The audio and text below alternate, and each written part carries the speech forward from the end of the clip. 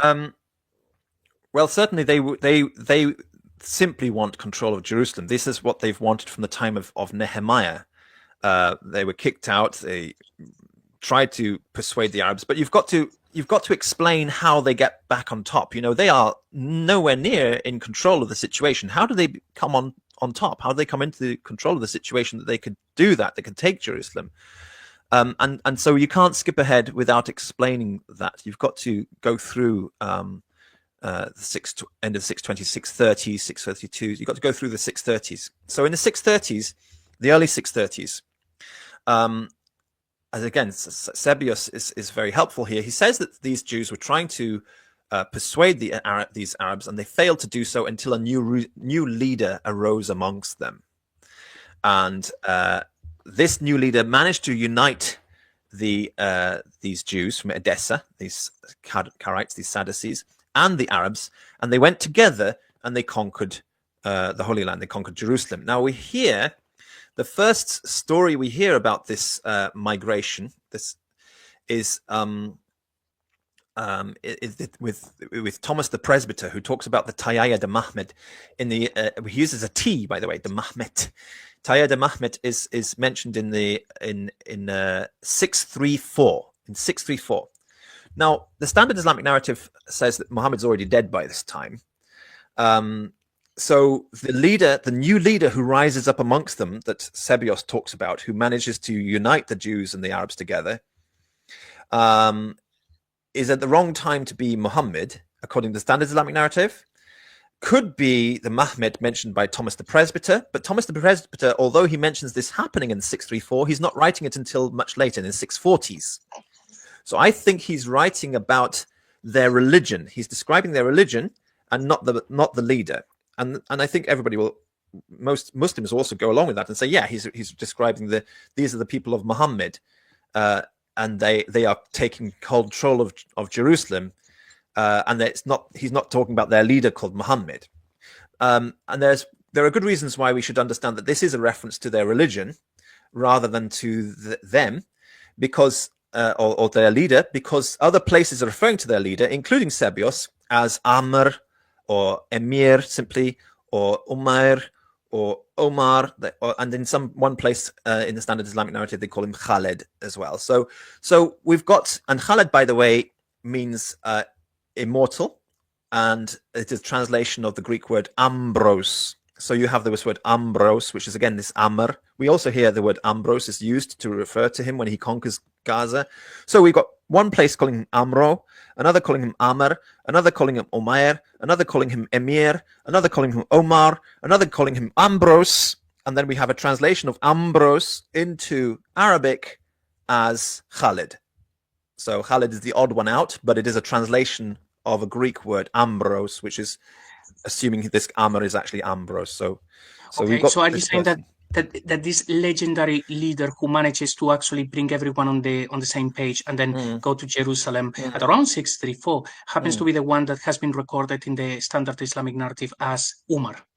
Yes, I think so. Well, the standard Islamic narrative actually records all of these names. They have Omar, they have Amr, they have Umayyah, they have Khalid, they have all of these people, and they haven't.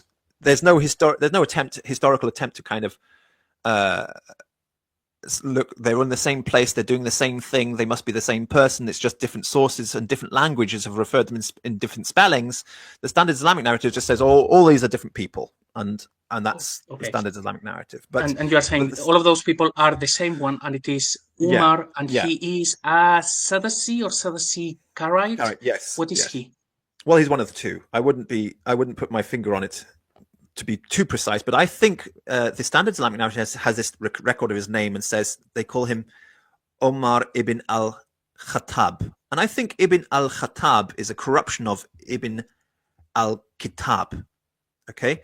And Ibn al-Kitab is a Judeo-Arabic way of referring to what we call the sons of scripture, also called in Hebrew Bnei Mikra. Al-Kitab means the scripture. So I think this Bnei Mikra is what we would call him in Hebrew, and the Ibn al-Kitab is describing his religion. He, in this case, would be a Karaite, okay, as opposed to a Sadducee. Now, immediately prior to him was this Sadducee Abu Bakr as-Sadiq. As-Sadiq means a gentleman in Arabic, but in Judeo-Arabic means Sadiq is Sadducee. So he was preceded by a Sadducee who failed to unite the Arabs under the Jewish agenda. And he then, and I think that's what Sebius means when he says that they tried, but they failed. I think it's like a one-line reference to Abu Bakr. They tried, but they failed. It's like Abu Bakr's failure. He was there for a couple of years. All that he experienced was rebellion. He spent his entire rule trying to put down rebellions. He failed. But then after this failure came this new leader who succeeded in uniting the two. And he wasn't a Sadducee, he was a Karaite. Karaites are slightly more flexible than... Okay, one second. So the stories of Abu Bakr then they get recorded in the Islamic history as the apostasy wars, as the Ridda Wars, because of all of the fighting that he had to do. But so far, we are nowhere near Yemen or Oman or the Hijaz. We are up there in the north, right? That's right. And what happens is, according to standard Islamic narrative, there are problems taking place in Iraq. And it says that the Muslims in Iraq were having trouble. So they invited, they sent a letter to ask for help to the south, and the south sent reinforcements to Iraq, and they managed to conquer Iraq. And now we start to see a correlation between the standard Islamic narrative and history. Iraq suddenly becomes the important place in the 630s.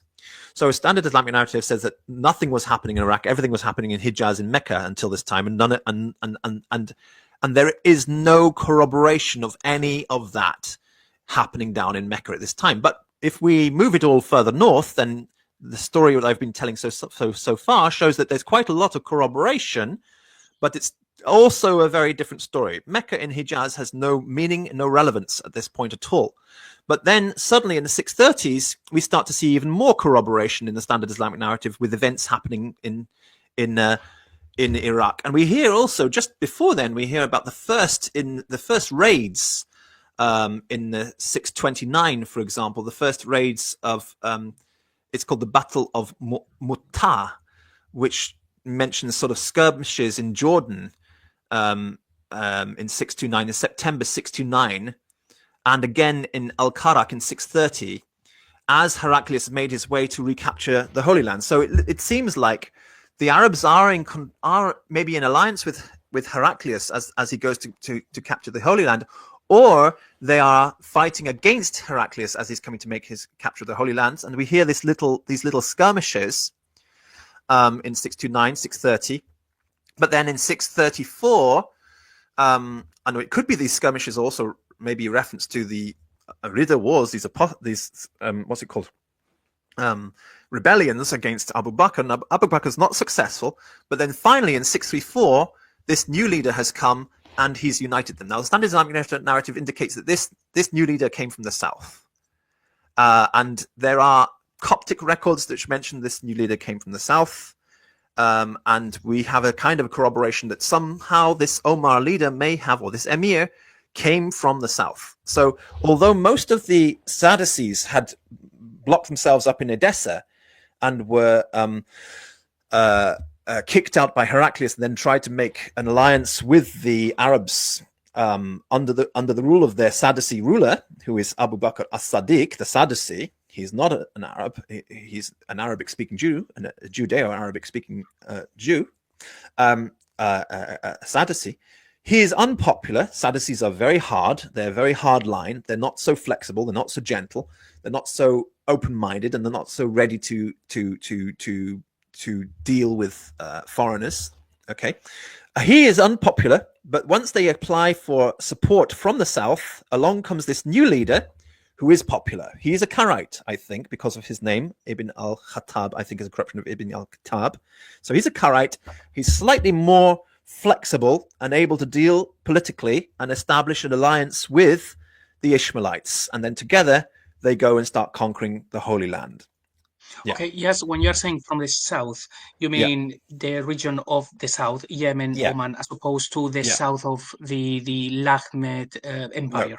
No, I mean from Yemen, exactly, from the Yemen. Okay. Yeah, and that's the term which is used. Now, I think he could have been related to one of the Sadducee Karaites who were in Nehemiah ben Hushiel's army, who were scattered in the first Hijrah, and his family went south, while the rest, like the Abu Bakr family went north to Edessa. He could have been from that family, but having been there for what is it now? It's the 630s. He arrives in 640 with the army, so he's around you can say he comes around 633, and managed to unite people. So it's almost 20 years. It's maybe 15 years at least since his family moved to the south. And I think he has more experience with Noahides. He has more experience with Pharisees. He has more experience with Christians. So he's more politically savvy than the Edessan Sadducees, who simply garrisoned themselves in Edessa and shut the door to everybody. In Himyar, I think that the group which were in Himyar, that went to the south, where Himyar used to be, learned a more flexible way, learned a more cooperative way, learned some techniques which were the Pharisees had used, and to make alliance with these Noahides. And they thought, you know what, we could learn something from the Himyarite kingdom. And I think it's also in Himyar where he came across these references to Muhammad as the messenger of God, as an important unifying figure for these Noahides of Yemen. Remember that this word Muhammad was mentioned in 523, more than 100 years ago. It's 110 years ago that this Muhammad first appeared in the inscriptions. And here we have in 633. I know that Muslims listening would be confused and say, no, Muhammad came in 620, not 100 years ago. No, go and listen to the beginning of the show again, because if they need to know that Muhammad is a Judeo-Arabic term for the messenger of God, long time before Islam has any kind of even a twinkle in the eye, long time before that. So I think that he's absorbed these ideas in Himyar, and he's using this angelic Messiah figure as a unifying force to unite all the Arabs and everybody together with the Jews. Look, basically saying, if we go and we conquer Jerusalem and we establish the sacrifices on the Temple Mount, Muhammad is going to come down from heaven and he's going to rule us as the kingdom of God. And all we have to do is do that. So that's what the Tayyid Muhammad are. They are, it is a reference to their religion. It's not a reference to their leader. It's a reference to their religion. But that Muhammad is not the Muhammad of Islam as we know him. It's the Muhammad of the Himyarite kingdom. That's the Tayyid Muhammad. So he's brought this Muhammad kind of concept with them. They go and they conquer the Holy Land. Okay. And it's successful, and they conquer in it's a 2-year battle, and in 636 they managed to conquer the Jerusalem, and Sophronius hands over the keys of Jerusalem to Omar. Okay, so before we actually get to that, I'm just going on a tangent again, because Umar actually manages to do something just about impossible. Jerusalem is a very heavily fortified city. It is actually has been used to being under siege many times. So Umar is not just a military leader that just grows on a tree one day. So he must have been up to something. He's already 40. In order to be able to accomplish that, he is a military leader. He's a diplomat. He's probably many, many things. What do you think, or what would you expect him to have been doing up to that point when he just goes north with his armies as a very experienced leader? I don't think that he was, just wasting time until one day he decides to go and conquer Jerusalem. Do you have any idea as to what he was doing down there to gain his experience in all of this that makes him then being able to conquer Jerusalem later? I think we should just follow the standard Islamic narrative on this with regards to those Muslims who fled during the first Hijrah to Abyssinia, and then later left the south and went back north to fight with the Muslims to conquer and establish the Arabic Empire, establish the Caliphate. They were not doing much.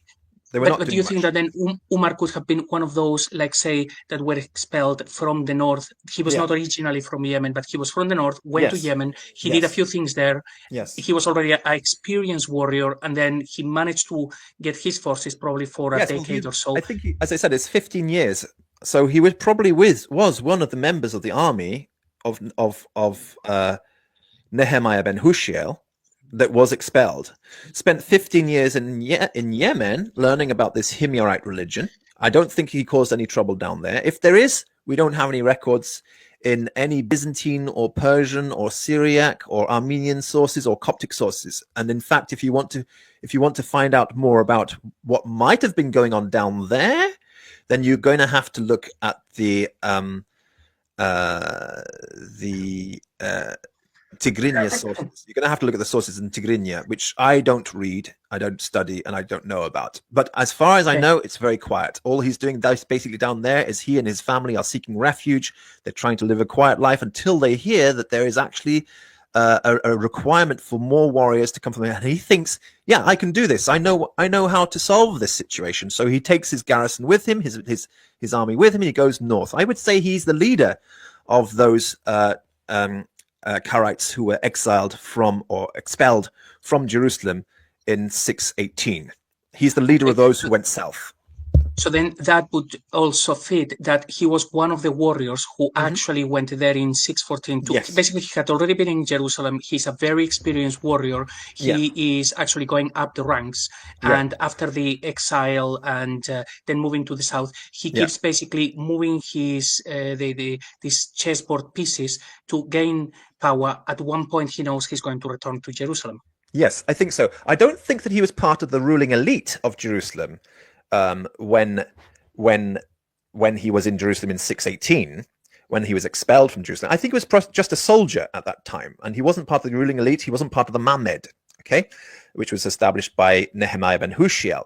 I think probably Abu Bakr Sadiq was part of the Mamed, and he was part of the ruling elite, but this man wasn't.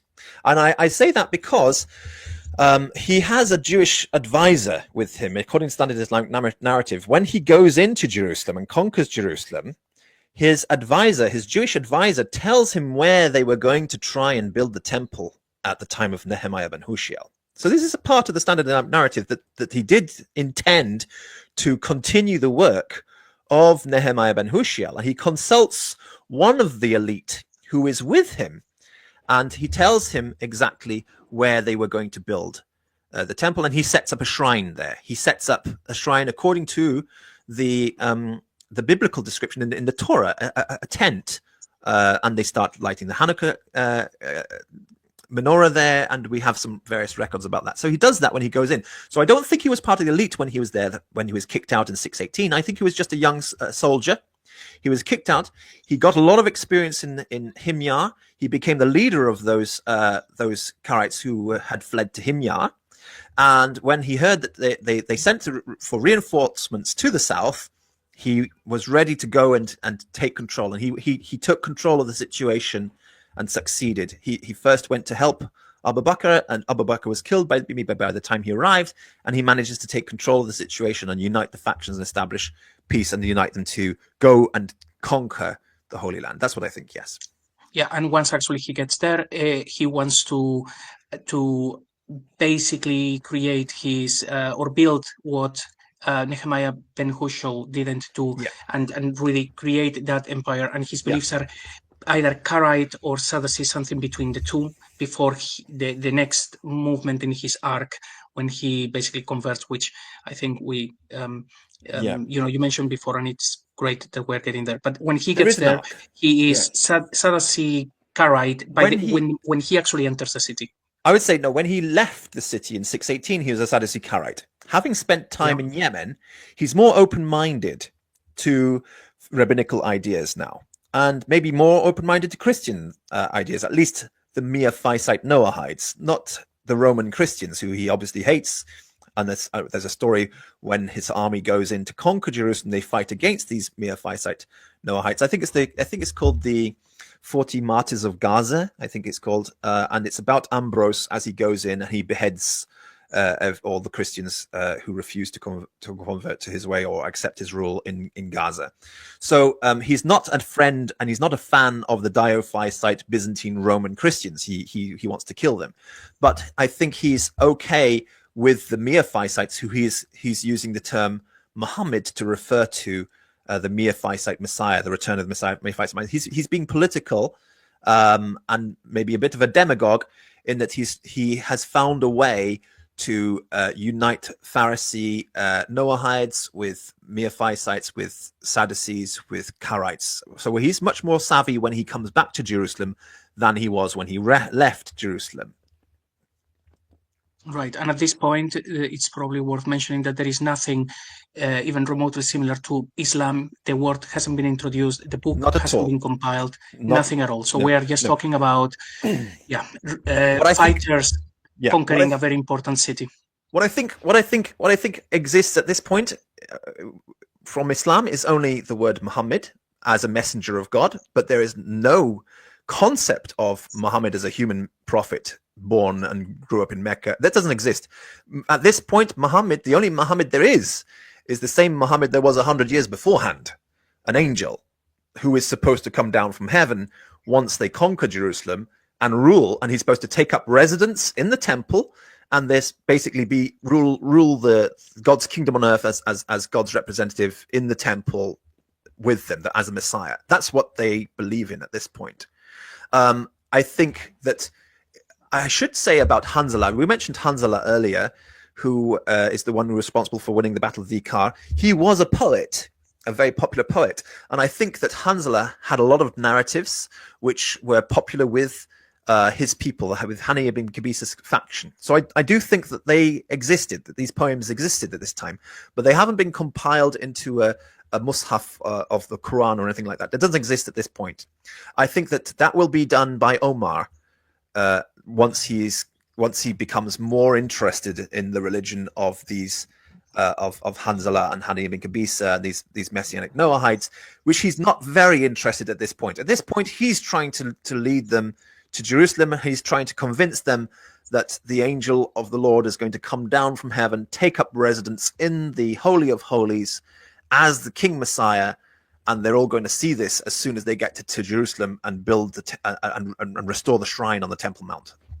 Okay, are you saying that it's probable that Hanzala would have actually written some of the stuff that is now in the Quran, but if that were the case, it could be the verses that have, for example, to do with Moses or things like that, as opposed to the things to do with Jesus that would come much later? No, I think that the Jesus things would be there because Hanzala was a Messianic, definitely, as was Hani ibn Qabisa. They were both Messianic. They were the same religion that Khosrau became. Remember the Miaphysit religion that Khosrau adopted temporarily for 10 years when he was making his campaign. So I think that there's plenty of possibility of passages which sound very Christian, because some of the passages in the Quran are very Christian. And those would be from this Hanzala Hani faction which were living in, which won the Battle of the Ikar.